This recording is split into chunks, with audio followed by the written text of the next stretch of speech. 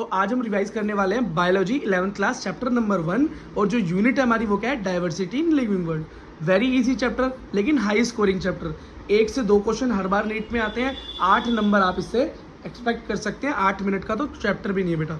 देखो सबसे पहले यहाँ पर जो साइंटिस्ट का नाम आता है उनका नाम है अर्नेस्ट मेयर। याद रखना इन्होंने बेटा जीते जी सेंचुरी लगाई थी, मतलब ये 100 साल जिए थे।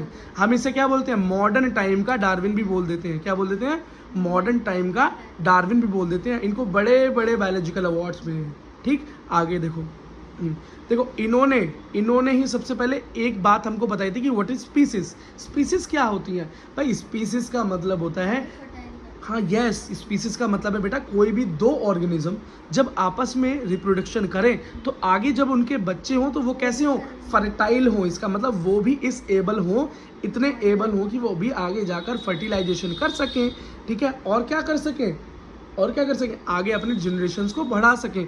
तो आपके दिमाग में क्वेश्चन आएगा, क्या भैया कुछ ऐसे भी जानवर हैं कि आपस में मेल हो जाए, उनका फर्टिलाइजेशन हो जाए पर उनके बच्चे जो हों फर्टाइल ना हो? बिल्कुल, म्यूल इसका एग्जाम्पल है। और एक चीज़ देखो बेटा, 2 स्पीसीज ही आपस में मिलकर आगे बच्चे पैदा कर सकते हैं। अगर 2 अलग अलग स्पीसीज मिल जाएं, आप मान लो बेटा इंसान और इंसान की अगर हम मीटिंग करवा दें घोड़े से तो उसका रिजल्ट कुछ नहीं होगा। हम घोड़े की मीटिंग अगर शेर से करवा दें तो इसका कोई रिजल्ट नहीं होगा।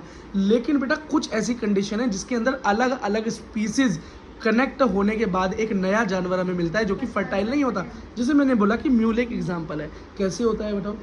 Female horse and mail donkey के मिलने से क्या बनता है, क्या मिलता है हमें? म्यूल मिलता है, जिसे हम खच्चर बोलते हैं, जो दिखता है घोड़े की तरह पर हाइट उसकी गधे जितनी होती है। और बेटा लेकिन उसका स्टेमिना बहुत ज़्यादा होता है, इसलिए हर जगह हार्ड वर्किंग कंडीशंस में, पहाड़ों पर लोगों को ले जाने लाने, सामान को ले जाने लाने में सबसे ज़्यादा खच्चर का इस्तेमाल किया जाता है। अगला, ह्यूमन मेल ह्यूमन फीमेल जब मिलते हैं तो ह्यूमन बींग बनता है ना। तो ह्यूमन बींग क्या है? फर्टाइल बीइंग है। और क्यों बना? जब ह्यूमन मेल और फीमेल मिला, इसका मतलब ये हमारी क्या है, सेम स्पीसीज। और ये जैक और मेयर का मैंने केस आपको बता ही दिया। अब बायोडाइवर्सिटी का क्या मतलब है? बायोडाइवर्सिटी का मतलब है, बायो मतलब लिविंग, डाइवर्सिटी मतलब बहुत सारी वैरायटी। अब जीवी जंतुओं की इतनी लंबी चौड़ी वैरायटी है, इतने सारे हमारे पास एनिमल्स हैं, प्लांट्स हैं, इतने सारे लिविंग ऑर्गेनिजम्स हैं, तो क्या है, डाइवर्सिटी है ना। ठीक है, लेकिन वही है, धीरे धीरे हम जो नुकसान कर रहे हैं ना इस अर्थ का, धीरे धीरे होते क्या हो रहा है, ये बायोडाइवर्सिटी धीरे धीरे कम होती जा रही है। कितनी है? 1.7 से 1.8 मिलियन डिफरेंट स्पीसीज हैं इस पूरी दुनिया के अंदर। 700 से 800, ठीक है, 700 से 800 सिर्फ इंसान है, 700 से 800 करोड़। खैर ये इतना इंपॉर्टेंट डेटा नहीं है, पर ये इंपॉर्टेंट डेटा है ऊपर वाला। अगला, अब ये जैसे जैसे हम बेटा एरिया को इंक्रीज करेंगे, जितने ज़्यादा एरिया को हम एक्सप्लोर करेंगे उतनी ज़्यादा हमें स्पीसीज मिलती चली जाएंगी। इसी के लिए बेटा इन सारी स्पीसीज को आराम से जांचने के लिए, परखने के लिए, समझने के लिए और इनका नामकरण किया गया। क्यों बेटा? जैसे हम नाम बोलते हैं ना, हमारा नाम रखा हमारे माँ बाप ने, क्यों? ताकि हमारी आइडेंटिफिकेशन हो सके। अब हम अपने घर के अंदर पेट रखते हैं, उसका नाम रख देते हैं। तो अगर हमको कोई स्पीसीज मिलती है, कोई नया जीव जंतु पेड़ पौधा मिलता है, तो उसका भी तो नाम रखना पड़ेगा ना। नाम नहीं रखेंगे तो उसको पहचानेंगे कैसे? तो नाम कैसे रखते हैं? उसके कैरेक्टर वगैरह देखते हैं, आगे देखेंगे क्या क्या देखते हैं। लेकिन कौन है ऐसी इंटरनेशनल बॉडी? क्योंकि जो नाम बेटा दिया जाता है वो इंटरनेशनली एक्सेप्टेबल है। अब मैंगीफेरा इंडिका किसका नाम है? मैंगो का नाम है। अब हमारा ना होमोसेपियन इंसान का नाम है। तो ये जिन्होंने भी दिया, जिस संस्था ने दिया, अगर मैं होमोसेपियन यहाँ बोलता हूँ इंडिया में तो भी इंसान, अमेरिका में बोलूँ तो भी इंसान। इसका क्या मतलब? वर्ल्ड वाइड वो एक्सेप्टेबल टर्म है। तो उनको देने वाली 2 संस्थाएं हैं, ICZN, ICBN। ICZN क्या है? International code for zoological nomenclature, animals के लिए। International code for biological nomenclature या बोटानिकल नॉमेनक्लेचर, बायोलॉजिकल गलत बोला, बोटानिकल नॉमेनक्लेचर मतलब प्लांट्स के लिए। ठीक है, अब एक और चीज़ देखो, जिस भाषा का बेटा नाम देने के लिए इस्तेमाल किया जाता है वो लैटिन लैंग्वेज है। क्यों? क्योंकि वो एक मरी हुई लैंग्वेज है। क्यों? क्योंकि उसको बोलने वाले लोगों की संख्या बहुत कम है या बिल्कुल विलुप्ति के आसपास ही पहुंच गई है। बायोलॉजी वाले लोग ही बोल रहे हैं आजकल। ठीक, अब इस लैंग्वेज में, जिस लैंग्वेज के अंदर बेटा लोग हैं ही नहीं, जनता है ही नहीं, तो बेटा इसके साथ टाइम के साथ कोई बदलाव तो आने वाला है नहीं। अब जैसे हम हिंदी बोलते हैं तो टाइम के साथ साथ नए नए शब्द आ रहे हैं।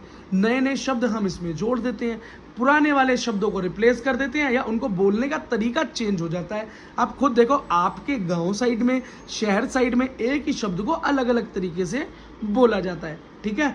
अब बेटा वो चीज़ लैटिन में लैंग्वेज में संभव नहीं है, क्योंकि इसको बोलने वाले लोग विलुप्त हो गए या बहुत कम बचे। तो इसमें दिए हो गए नाम का चेंज हो जाना एरिया के हिसाब से, कंट्री के हिसाब से पॉसिबल ही नहीं है, तो इसलिए हम लैटिन का यूज़ करते हैं। इसलिए बेटा बायोलॉजिकल नेम थोड़े अजीब दिखाई देते हैं, ना इंग्लिश जैसे लगते हैं ना हिंदी जैसे, तो है ही नहीं, ठीक। अब क्या होता है बेटा, जब बायोलॉजिकल नॉमेनक्लेचर किया जाता है तो दो नाम दिए जाते हैं। जैसे आपके भी तो दो नाम होते हैं नॉर्मली, जैसे आपका एक नॉर्मल नेम और पीछे आपका सरनेम, ठीक है। मिडल नेम का कॉन्सेप्ट यहाँ नहीं है। तो शुरुआती जो नेम होता है उसको जेनरस नेम बोलते हैं या जीनस नेम बोलते हैं, और बेटा पीछे वाले को स्पीसीज नेम बोलते हैं। एग्जाम्पल जैसे मैंगीफेरा इंडिका, मैंगो का scientific name. Biological name, biological nomenclature द्वारा दिया गया नेम ICZN या ICBN, बताओ किसने दिया होगा ये नेम मैंगो को?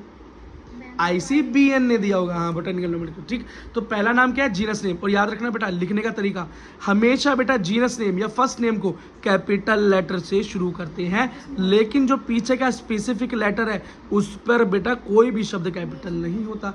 बीच में गैप रखना, कभी जोड़कर मत लिख देना। बेटा आप बोलोगे ये इतना ज़रूरी है क्या भैया? यस, नीट के अंदर बेटा इसी तरीके से नाम दे देते हैं, किसी को जोड़कर दे देते हैं, किसी को स्मॉल लेटर से शुरू कर देते हैं, किसी में बेटा यहाँ भी कैपिटल दे देते हैं, यहाँ भी कैपिटल दे देते हैं, ठीक है। तो स्पेशल क्या है कि ये कैपिटल, ये स्मॉल, बीच में गैप, ठीक है बेटा, याद रखना।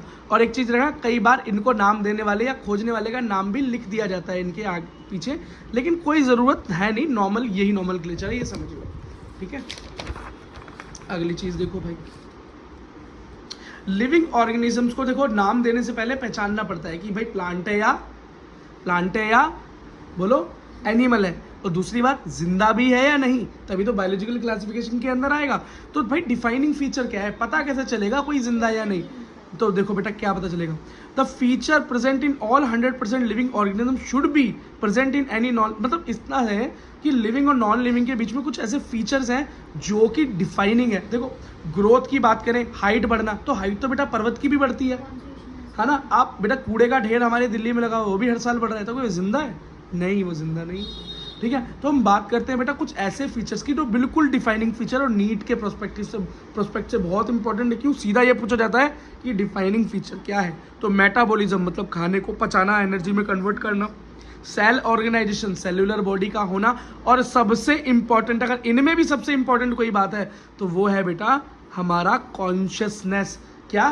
कॉन्शियसनेस, सेंसेशन का होना, कॉन्शियसनेस का होना, किसी चीज़ के प्रति बेटा सेंसेशन दिखाना ही सबसे बड़ा डिफाइनिंग फीचर है। डिफाइनिंग फीचर्स का भी डिफाइनिंग फीचर है। अगर 4 ऑप्शन में मेटाबॉलिज्म भी हो, सेल डिवीजन भी हो, सेल ऑर्गेनाइजेशन भी हो, तो आप किसे? कॉन्शियसनेस को चुन लेना। अब आगे है बेटा टैक्सोनॉमी। इसका मतलब है जब हम किसी का नाम देते हैं तो बेटा उसको हम, अब नॉन डिफाइनिंग तो मैंने बताई थी ना, ग्रोथ हो गया, रेस्पिरेशन हो गया, अब बेटा इसको हम, या रिप्रोडक्शन को भी हम बेटा डिफाइनिंग फीचर नहीं कह सकते, ठीक है। तो संख्या का बढ़ना, तो संख्या तो बहुत चीज़, नॉन लिविंग की भी बढ़ जाती है संख्या, ठीक है, हाइट भी बढ़ रही है उनकी, ठीक। तो देखो टैक्सोनॉमी का मतलब क्या है कि भाई किसी को नाम देना। तो नाम कब दोगे? जब उसको पहचानोगे कि प्लांट है या, हाँ, आइडेंटिफाई करना। तो बेटा इसके कुछ स्टेप्स हैं जो हमें फॉलो करने पड़ते हैं। सबसे पहला क्या है? कैरेक्टराइजेशन। कैरेक्टर्स क्या है? उसके कैरेक्टर देखो, इसके पत्ते हैं क्या, या इसके हाथ पैर हैं, ठीक है। ये खुद बनाता है खाना, ये बना हुआ खाता है, ये रात में सोता है, ये दिन में जगता है, ये सर्दियों में सोता है या गर्मियों में सोता है, ये शाकाहारी है या मांसाहारी है, ये सारी चीज़ें हम देखते हैं। अगला है फिर उसकी आइडेंटिफिकेशन कर लेते हैं। कैरेक्टर देख लिए तो अब कैरेक्टर देखोगे किसी के तो पहचान जाओगे ना उसका, अरे ये तो ये चीज़ है। फिर उसके बाद क्या करते हैं? फिर हम उसको क्लासीफाई कर देते हैं, प्लांट में डालें या एनिमल में डालें, और फिर जब ये सारे काम हो जाते हैं तब हम उसका नाम या नॉमेनक्लेचर करवा देते हैं। अब मॉडर्न टैक्सोनॉमी क्या है बेटा? मॉडर्न सिस्टम से, हाँ, अब भाई पहले वाली में तो खाली टैक्सोनॉमी होती थी, ये सिस्टम बेटा आज के अंदर हम क्या देखते हैं? फाइलोजेनेटिक रिलेशनशिप भी देखते हैं। आप बोलोगे भैया फाइलोजेनेटिक रिलेशन क्या है? तो भाई पहले तो ये चीज़ें नहीं देखी जाती थी, लेकिन अब देखी जाती हैं। इसका मतलब है कि हम ये भी देखते हैं कि भैया इनका अपने पेरेंट्स से संबंध कैसा था, इनके पेरेंट्स के बारे में, मतलब लास्ट जनरेशन्स के रिलेशंस के बारे में भी हम जान लेते हैं। ठीक है, अगला क्या है भाई, इसके बाद जो एक जनक हुए इस काम को करने, क्लासिफिकेशन करने वाले, उनका नाम था साइंटिस्ट का कैरोलस लीनियस। आगे भी बहुत बार सुनोगे आप इनको, जब तक पढ़ते रहोगे कैरोलस लीनियस का जिक्र होता रहेगा है ना बायोलॉजी के अंदर। इन्होंने एक किताब लिखी सिस्टमा नेचुरी। क्या लिखी? सिस्टमा नेचुरी, जिसके अंदर बेटा उन्होंने क्लासिफिकेशन की, जो जो उनको मिल पाए या जिस बेसिस पे वो क्लासिफिकेशन करते थे, उन्होंने एक आइडियल बुक तैयार कर दी क्लासिफिकेशन के लिए। ठीक है, अच्छा अब अगला देखो भाई, क्लासिफिकेशन भी जब हम करते हैं, किसी को जब एक क्लास में हम डाल देते हैं, मान लो उसे हमने एनिमल की क्लास में डाल दिया या हमने उसको प्लांट की क्लास में डाल दिया। ऐसे क्लासेस तो और भी आगे हैं, 5 किंगडम क्लासिफिकेशन भी हम पढ़ने वाले हैं, 2 किंगडम, 3 किंगडम, 4 किंगडम, 5 किंगडम। या किंगडम का मतलब होता है भैया यही मेन ब्रांचेस। अब मेन ब्रांच तो हमें 2 ही दिखाई दे रही है, एक जानवर हो गया और एक प्लांट हो गया। लेकिन बेटा जानवरों के अंदर और प्लांट के अंदर भी कुछ ऐसे ऑर्गेनिज्म है जो पूरी तरीके से प्लांट भी नहीं लगते, पूरी तरीके से जानवर भी नहीं लगते। जैसे बैक्टीरिया है, आपको दिखाई देता है, कुछ सेल, सिंगल सेल ऑर्गेनिज्म है। अब बेटा मैं एक इंसान को भी एनिमल में डाल रहा हूँ और एक अमीबा को भी एनिमल में डाल रहा हूँ, तो बहुत नाइंसाफी है ना, दोनों एक जैसे तो नहीं है। खैर इसका सॉल्यूशन तो हम नेक्स्ट चैप्टर में करेंगे। बायोलॉजिकल क्लासिफिकेशन के अंदर इस चीज़ का सॉल्यूशन कर दिया गया है। ठीक है, तो टैक्सा के अंदर भी हम क्या क्या चीज़ें देखते हैं, ये देखो, ये है kingdom, phylum, class, family, genius, species. बेटा इन चीज़ों में क्लासिफिकेशन हमारा या टैक्सोनॉमी हमारी इन टेक्सास में, टेक्सास क्या बोलते हैं, टैक्सोनॉमी के पार्ट्स जो है इनमें डिवाइड होती है। बेटा ये पैटर्न याद करना ज़रूरी है, ये लाइंस बिल्कुल पर्टिकुलर, ये जो है ना कि किंगडम है, देन फाइलम है, देन क्लास है, देन फैमिली है, देन बिल्कुल याद होना ज़रूरी है। याद करने की ट्रिक है, keep your pots clean otherwise family get sick. मतलब कीप से किंगडम, पॉट्स क्लीन से क्या हुआ, पॉट्स क्लीन, पॉट से फाइलम, क्लीन से class, otherwise family get sick. ठीक, अच्छा फैमिली से फैमिली, जीनस, गेट से जीनस और सिक से स्पीसीज। और याद रखना बेटा डिवीज़न और फाइलम एक ही बात होती है। ठीक है, हम बेटा डिवीज़न यूज़ करते हैं जब हम प्लांट्स की बात करें और फाइलम यूज़ करते हैं जब हम एनिमल्स की बात करें। तो आगे एक चैप्टर एनिमल किंगडम जब पढ़ेंगे तो हम वहाँ पर डिवीज़न नहीं बोलेंगे, वहाँ पर हम फाइलम फाइलम फाइलम फाइलम बोलेंगे। ठीक है, तो बात एक ही है। अगला देखो भाई, टैक्सोनॉमिकल एड क्या होती हैं।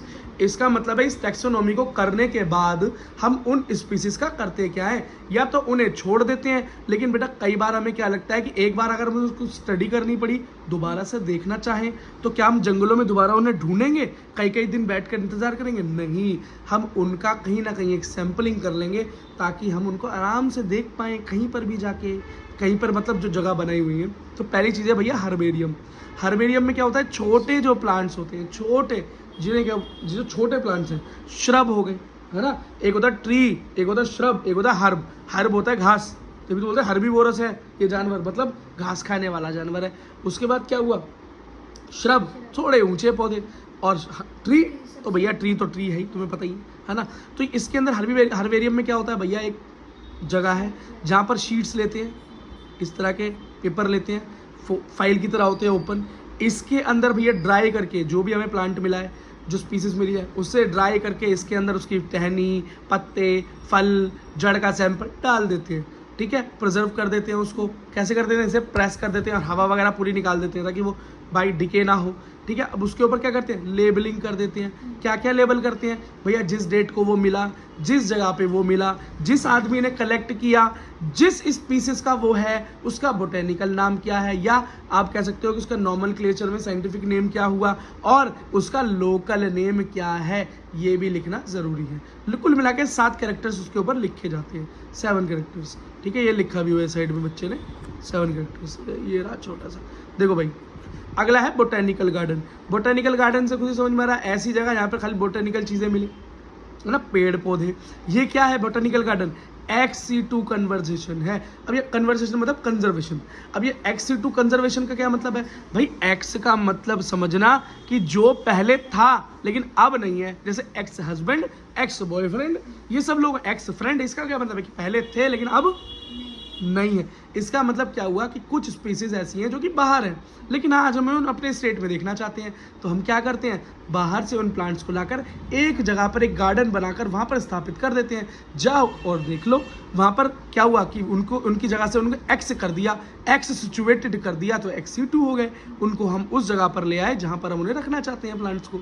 ठीक है। अच्छा, दिल्ली का जो जूलॉजिकल गार्डन है वो बोटेनिकल गार्डन भी है, और अब आपको बोटेनिकल गार्डन पे याद रखना जितने भी प्लांट्स लगे हुए मिलेंगे उनके ऊपर एक नेम प्लेट भी होगी जिसमें उनका लोकल नेम और साइंटिफिक नेम मेंशन होता है। अगला है बेटा जूलॉजिकल पार्क, जब से जू या चिड़ियाघर कहते हैं। अब ये खुद एक XC2 कन्वर्सेशन है। इसका मतलब बाहर के जानवर को या उसी जगह के जानवर को भी हम जंगलों से उठाकर, उनकी रियल सिचुएशन से उठाकर हम उनको एक पर्टिकुलर सिचुएशन में डाल देते हैं जूस के अंदर, और कोशिश करते हैं कि उसी तरह की चीज़ों को क्या बनाए, और मतलब उसी तरीके की चीज़ों को बेटा रेप्लिका बनाने की कोशिश करते हैं। जैसे शेर जहाँ रहता है उस तरह का रेप्लिका बनाते हैं, उसका केव वगैरह बना लेते हैं।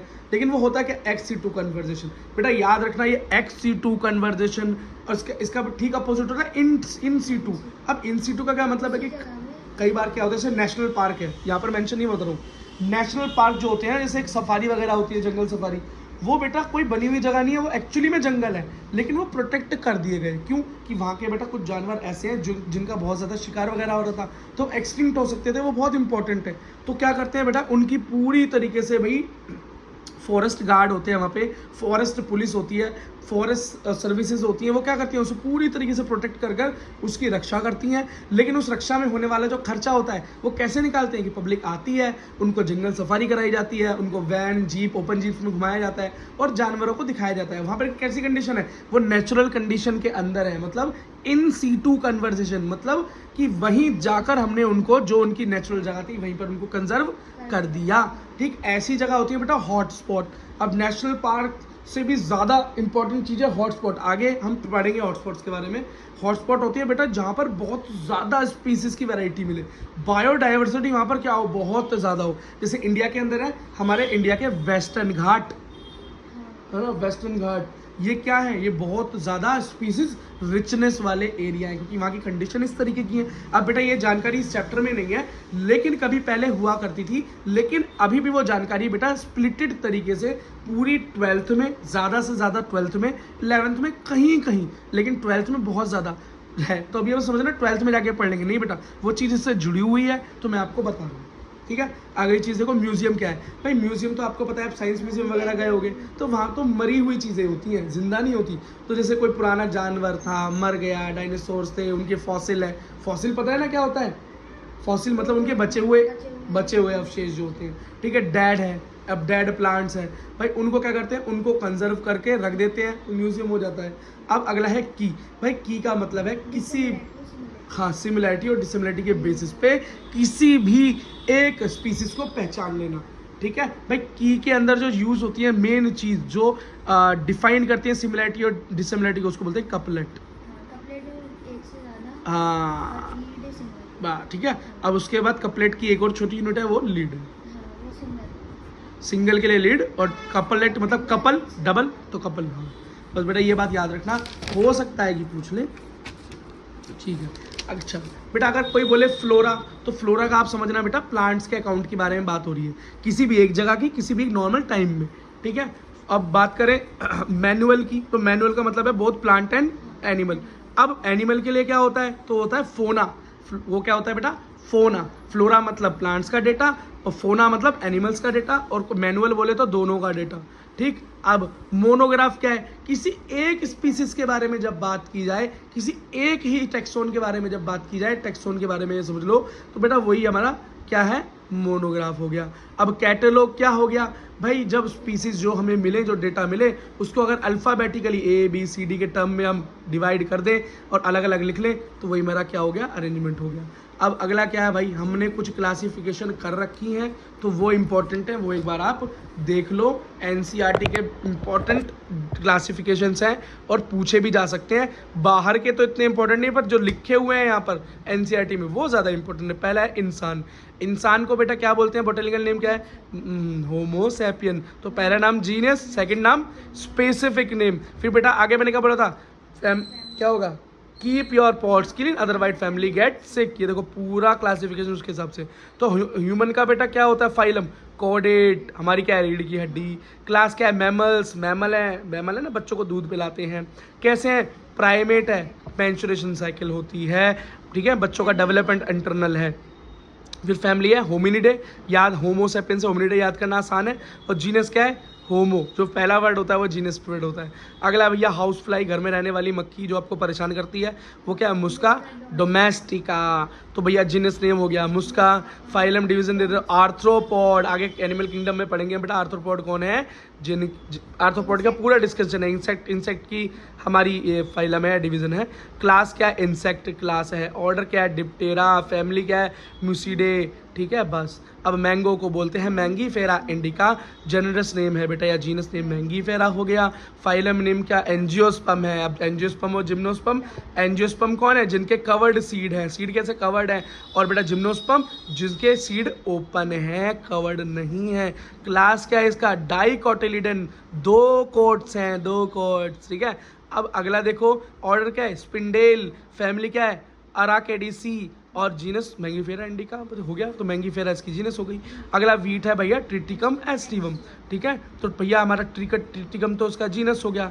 फाइलम डिवीजन एंजियोस्पर्म, लेकिन ये है कैसी क्लास, मोनोकॉट की क्लास है। ऑर्डर क्या है, पोलर है, ठीक है। पोइल्स है, पोइल्स है। फैमिली है, पोएसी है। और ट्रिटिकम तो बेटा इसका जीनस स्पीसीज है ही है, ठीक है। अब एक और देखो, पटैटो का नाम क्या है, सोलेनम ट्यूबरसम। आगे जब हम पढ़ेंगे क्लासिफिकेशन में, जब हम देख ही लेंगे क्लासिफिकेशन से, मैंने बताया जब प्लांट किंगडम पढ़ेंगे, प्लांट क्लासिफिकेशन पढ़ेंगे, तो वहाँ पर ये जब रूट्स एंड स्टेम्स के बेटा एग्जांपल्स आते हैं तब बहुत पढ़ने को मिलता है ये, ठीक है। तो आगे इसको देख लेंगे, इसकी ज़्यादा टेंशन लेने की जरूरत है। पर एक चीज़ देखना, लॉयन को बोलते हैं पैंथरा लियो, ठीक है बस, ओके।